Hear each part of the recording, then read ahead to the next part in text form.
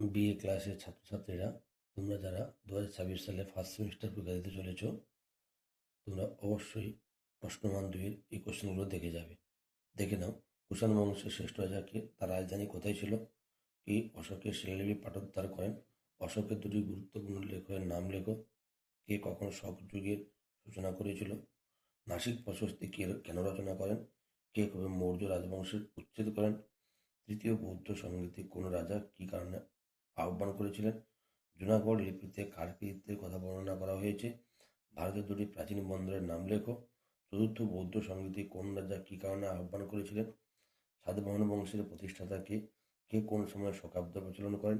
চারটি আর্য সত্য বলতে কি বোঝো? সঙ্গম যুগে কোন ভাষা ব্যবহৃত হতো? এর গুরুত্ব কি? পুরাপ্রস্তর যুগের প্রস্তরচিত্র পাওয়া গেছে এমন দুটি প্রত্নক্ষেত্রের নাম লেখো। প্রাচীন ভারতের দুটি প্রজাতান্ত্রিক রাষ্ট্রের নাম লেখো। এই প্রশ্নগুলো অবশ্যই তোমরা করে যাবে, অবশ্যই কোনোভাবে।